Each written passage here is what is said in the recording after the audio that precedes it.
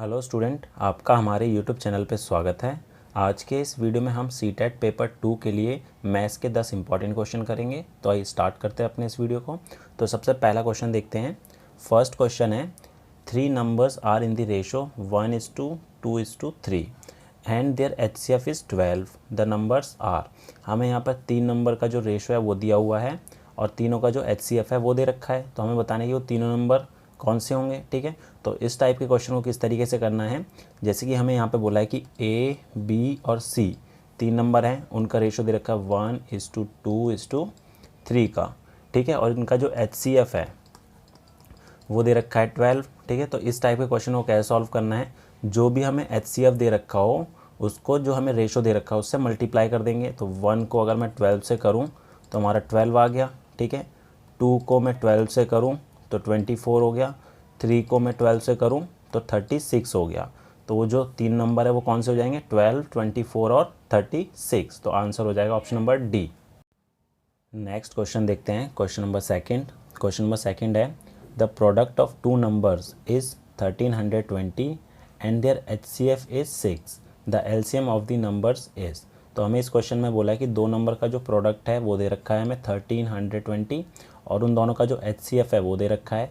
तो उन दोनों का LCM हमें बताना है क्या होगा। ठीक है, तो इस टाइप के क्वेश्चन को किस तरीके से करेंगे, तो जैसे कि हमें बोला है कि दो नंबर का प्रोडक्ट दिया हुआ है, तो हमने माना कि दो नंबर कौन कौन से A और B है। तो A इंटू B जो है वो दे दिया हमें 1320। ठीक है, और इन दोनों का HCF जो है, HCF ऑफ A B ये कितना दे रखा है 6। हमें LCM फाइंड करना है इन दोनों नंबर का। ठीक है, A और B का LCM हमें फाइंड करना है। ठीक है, तो अब इसके बीच में जो रिलेशन होता है वो ये होता है कि दोनों नंबर का जो प्रोडक्ट है वो किसके इक्वल होगा, HCF और LCM के प्रोडक्ट के। ठीक है, तो HCF into LCM equal to product of two numbers. ठीक है, तो हमारे पास HCF 6 दे रखा है, LCM हमें नहीं पता और इन दोनों का प्रोडक्ट दे रखा है 1320। तो हमारा जो LCM है वो आ जाएगा, LCM हो जाएगा 1320 डिवाइडेड बाय 6। तो इससे कैंसिल किया तो ये कितना हो जाएगा 12 0। तो ये हो जाएगा हमारा 220। तो इन दोनों नंबर का जो LCM होगा वो आ जाएगा 220। तो करेक्ट आंसर हो गया option number first. Next question देखते हैं, question number third. Next question है क्वेश्चन नंबर थर्ड। इसमें बोला है if x into y equal to x plus y plus under root x y then the value of 6 into 24 is. ठीक है, तो हमें यहाँ पर ये इक्वेशन दे रखी है। ठीक है, और हमें 6 इंटू 24 की वैल्यू बतानी है। तो हमें यहाँ पर जो रिलेशन दे रखा है x इंटू वाई में वो क्या दे रखा है, x into y equal to है x plus y plus under root x y. तो हमारे पास यहाँ पर x क्या हो गया है 6 हो गया है और y क्या हो गया 24। तो इसको यहाँ पर वैल्यू पुट कर देते हैं। तो 6 इंटू 24 इक्वल टू क्या हो जाएगा, x हमारा 6 है, y 24 plus under root 6 into 24। तो इसको अगर मैं सॉल्व करूँ तो ये हो जाएगा 30 प्लस अंडर रूट 24 को 6 से करा तो 144 हो गया। तो ये कितना आ जाएगा 30 प्लस 12। तो ये हो गया हमारा 42। तो इसका आंसर हो जाएगा ऑप्शन नंबर बी 42। तो अब देखते हैं कि क्वेश्चन नंबर फोर्थ क्या है। क्वेश्चन नंबर फोर्थ है, how many 3 digit numbers are divisible by 6 in all. तो इस क्वेश्चन में ये पूछा गया है कि कितने ऐसे नंबर हैं 3 डिजिट वाले जो कि 6 से डिविजिबल हैं। ठीक है, तो हमें ये पता है कि 3 डिजिट का जो स्मॉलेस्ट नंबर होता है वो 100 होता है और ग्रेटेस्ट जो नंबर होता है वो होता है 999। ठीक है, अब देखना है कि हमें इसमें से कौन कौन से नंबर हैं जो 3 से डिविजिबल होंगे इन दोनों के बीच में। तो सबसे पहला नंबर जो होगा वो कैसे निकलेगा, देखिए सबसे स्मॉलेस्ट नंबर हमारा होता है 100। ठीक है, तो 100 को अगर मैं किससे डिवाइड करूं 6 से, तो क्या आएगा 6 1 ज़ा 6 माइनस किया 4 0 6 6 ज़ा 36। यहाँ पर रिमाइंडर क्या बचा 4 बचा। ठीक है, और लास्ट वाला जो नंबर था हमारा है 999। तो इसको अगर मैं 6 से डिवाइड करूं तो कितना आएगा 6 1 ज़ा 6 माइनस किया 3 9 6 6 ज़ा 36 माइनस किया 3 और ये कितना हो जाएगा 9 और 6 6 ज़ा 36। यहाँ बचा हमारा रिमाइंडर 3 बचा, ठीक है। तो यहाँ पर हमने 100 को डिवाइड किया था 6 से, तो रिमाइंडर हमारे पास 4 बचा था, और 6 को अगर 999 से किया था तो 3 बचा था। तो सबसे पहला जो नंबर होगा वो क्या होगा, देखिए 100 को डिवाइड करने पे 4 आया, तो यहाँ पर कितना कम पड़ रहा है, 6 के लिए 2 कम पड़ रहा है, ठीक है। तो 100 में हम क्या करेंगे, 2 ऐड कर देंगे। तो फर्स्ट जो नंबर हो गया 102 हो गया, नेक्स्ट हो गया 108, उसके बाद है 114, और लास्ट वाला नंबर क्या होगा हमारा, लास्ट जो नंबर है उसके लिए हमें क्या करना है, जो भी हमारा 999 को डिवाइड करने के बाद रिमाइंडर बचा था वो माइनस कर देंगे। तो 999 में से 3 माइनस करा तो लास्ट का नंबर हो गया 996, ठीक है। तो यहाँ पर हमारे पास एक AP बन गई है, ठीक है, जिसमें हमारे पास फर्स्ट टर्म है, मतलब कि A हो गया है 102, कॉमन डिफरेंस जो है D हो गया है 6, और लास्ट टर्म AN हो गया है कितना 996। तो इसमें AN का फॉर्मूला लगा देंगे nth टर्म का, तो वो क्या होता है, AN इक्वल टू होता है A plus n minus 1 into D, और n क्या होता है, नंबर ऑफ़ टर्म होता है, तो n की वैल्यू हमें फाइंड करनी है। तो AN हमारा कितना है 996, A 102 प्लस n माइनस 1, और D कितना है 6 है।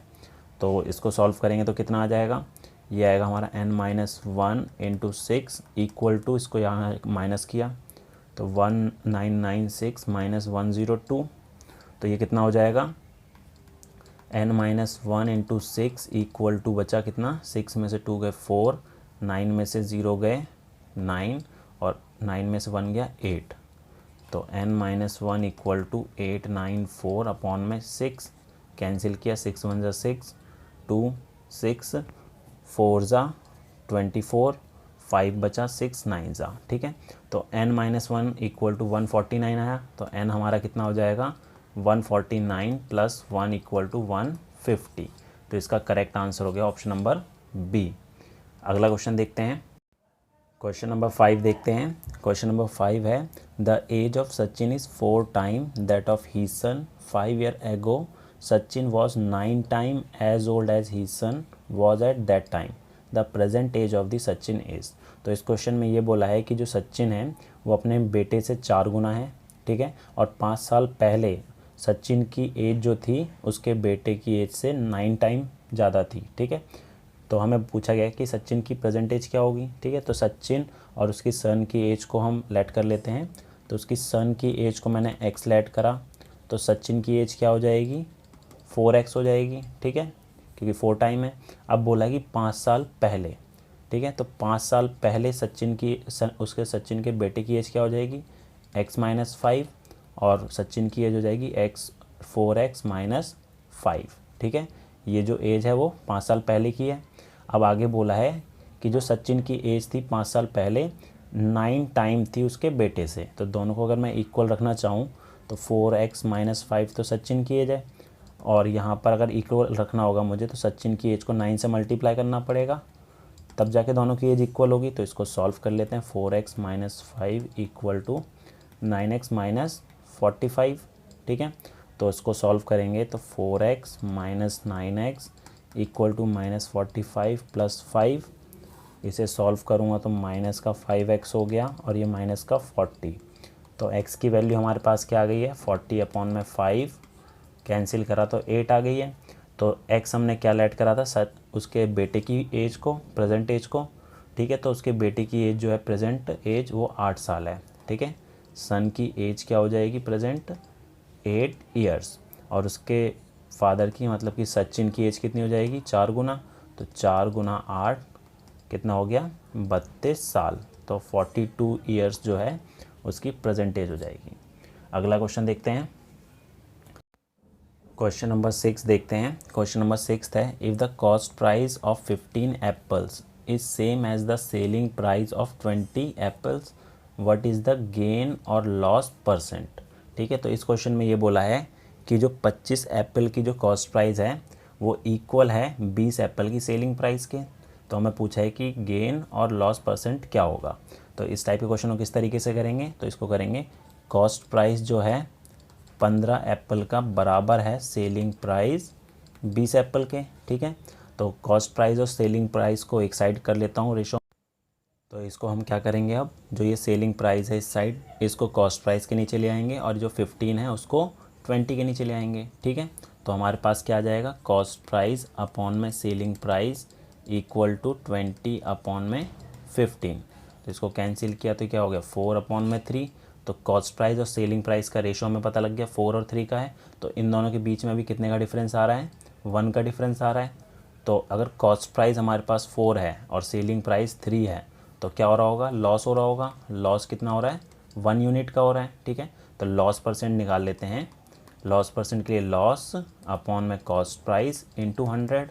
तो लॉस हो गया हमारा 1 अपॉन में 4 इंटू 100। सॉल्व किया इसे तो आ गया 25। तो 25% जो है वो लॉस हो रहा है। ठीक है, तो हमारे पास जो है 25% का लॉस हो रहा है। तो ये करेक्ट आंसर हो जाएगा इसका। अगला क्वेश्चन देखते हैं। नेक्स्ट क्वेश्चन देखते हैं, क्वेश्चन नंबर 7। क्वेश्चन नंबर 7 है, a person crosses a 600 meter long street in 5 minutes, what is he speed in kilometer per hour. तो इस क्वेश्चन में हम पूछा गया है कि एक पर्सन है जो 600 मीटर लंबी स्ट्रीट को 5 मिनट में क्रॉस करता है, तो उसकी स्पीड क्या होगी किलोमीटर पर आवर में। ठीक है, तो इसमें पहले जो है वो डिस्टेंस कितना दे रखा है स्ट्रीट का, वो दे रखा है 600 मीटर। ठीक है, तो जो डिस्टेंस लेंगे हम वो कितना है, 600 मीटर है। तो इसको अगर मैं किलोमीटर में चेंज करूं तो क्या होगा, 600 अपॉन में 1000 तो होगा 0.6 किलोमीटर। ठीक है, और टाइम कितना दे रखा है क्रॉस करने के लिए, 5 मिनट दे रखा है, 5 मिनट्स दे रखा है। ठीक है, तो इसको आवर्स में चेंज करूँगा तो 5 को डिवाइड करना पड़ेगा 60 से। तो ये आ जाएगा हमारा कितना, 1 अपॉन में 12 आवर्स। ठीक है, तो हमारे पास डिस्टेंस भी हो गया, टाइम भी हो गया। स्पीड पूछा है तो स्पीड का जो फॉर्मूला होता है वो होता है डिस्टेंस अपॉन में टाइम। तो डिस्टेंस हमारा है 0.6 किलोमीटर और टाइम कितना है, 1 अपॉन में 12 आवर्स। ठीक है, तो ये 12 नीचे फ्रैक्शन में है तो 12 ऊपर आके मल्टीप्लाई हो जाएगा। तो 0.6 किलोमीटर इंटू 12। ठीक है, तो कितना हो जाएगा, ये हो जाएगा हमारा 12×6=72 7.2 किलोमीटर पर आवर। तो ये हो जाएगी उसकी स्पीड। तो आंसर हो जाएगा ऑप्शन नंबर बी। अगला क्वेश्चन देखते हैं, क्वेश्चन नंबर 8। इसमें बोला है a man can do a work in 15 days and B in 20 days if they work on it together for 4 days then the fraction of the work that is left is. तो इस question में बोला है कि ए जो है किसी काम को 15 दिन में करता है और बी जो है वो 20 दिन में करता है। अगर वो दोनों मिलकर 4 दिन काम करते हैं तो कितना काम बचेगा। ठीक है, तो इस टाइप के क्वेश्चन को कैसे करेंगे, तो ए जो है वो कितने दिन में करता है, 15 दिन में करता है। तो ए का एक दिन का काम कितना हो गया, 1 अपॉन में 15 हो गया। इसी तरीके बी जो है वो करता है 20 दिनों में। ठीक है, तो बी का एक दिन का काम जो हो गया 1 अपॉन में 20 हो गया। ठीक है, तो अब आगे बोला है कि दोनों मिलकर काम करते हैं 4 दिन। तो अगर मैं ए प्लस बी निकालूं, मतलब दोनों का एक दिन का काम निकालूं, तो 1 अपॉन में 15 प्लस 1 अपॉन में 20 करना पड़ेगा। तो ये कितना आ जाएगा, एलसीएम लिया 60 तो ये 4 + 3 तो 7 अपॉन में 60 जो है वो दोनों एक दिन में काम करेंगे। इतने काम को वो एक दिन में करेंगे। तो 4 दिन में कितना करेंगे, तो 4 से मल्टीप्लाई कर देते हैं ए प्लस बी को। तो 4 × 7 अपॉन में 60, 4 से कैंसिल किया तो ये 15 हो गया। तो 60/15 जो है इतना काम तो वो कर चुके हैं। ठीक है, तो हमसे यहाँ पूछा गया है कि कितना काम अभी बचेगा। ठीक है, तो अगर पूरा काम हमारा 1 था, ठीक है, तो 1 में से वो माइनस कर देंगे जितना काम हो चुका है। तो 4 दिनों में उन्होंने करा है 7/15। ठीक है, तो अगर इसको मैं एलसीएम लेके सॉल्व करूँगा तो ये हमारा कितना आएगा, 15 - 7/15 बराबर हो गया 8/15। तो 8/15 जो है वो इतना काम बचेगा हमारा। ठीक है, तो नेक्स्ट क्वेश्चन देखते हैं। Question number 9। इसमें बोला है if a sum of money at simple interest doubles in 6 years it will become a 4 time in. तो इस क्वेश्चन में ये बोला है कुछ अमाउंट है जो कि 6 साल में डबल हो जाता है, तो 4 गुना कितने समय में होगा। ठीक है, तो इस टाइप के क्वेश्चन को कैसे करेंगे, तो जैसे कि मैंने माना कि प्रिंसिपल जो है हमारा x था। ठीक है, तो अमाउंट कितना हो जाएगा 6 साल बाद, डबल, मतलब कि 2x हो गया। तो सिंपल इंटरेस्ट कितना होगा, सिंपल इंटरेस्ट होता है अमाउंट माइनस प्रिंसिपल, तो हमारा x आएगा। ठीक है, तो सिंपल इंटरेस्ट हमारा x है, प्रिंसिपल x है और अमाउंट तो 2x है। तो हमारे पास जो सिंपल इंटरेस्ट का फॉर्मूला होता है वो क्या होता है, P into R into T upon में 100। तो सिंपल इंटरेस्ट तो x है, प्रिंसिपल भी x है, रेट ऑफ इंटरेस्ट हमें फाइंड करना है, टाइम कितना है 6 ईयर है, अपॉन में 100। तो x से x कट गया, तो हमारे पास जो r है वो कितना हो जाएगा 100 अपॉन में 6। 100 अपॉन में 6 तो हमारा क्या है r है। तो हमें रेट ऑफ इंटरेस्ट तो पता लग गया। अब पूछा है कि वो 4 गुना कितने समय में होगा, तो 4 गुना पूछा है, मतलब कि जो अमाउंट है वो हो जाएगा 4x। ठीक है, तो सिंपल इंटरेस्ट कितना हो जाएगा 4x माइनस प्रिंसिपल, x करा तो 3x बचा, तो ये हमारा सिंपल इंटरेस्ट हो गया। तो दोबारा सेम फार्मूला अप्लाई करेंगे, तो सिंपल इंटरेस्ट हमारा 3x हो गया, प्रिंसिपल x था, रेट ऑफ इंटरेस्ट हमारा ये आ गया 100 अपॉन में 6।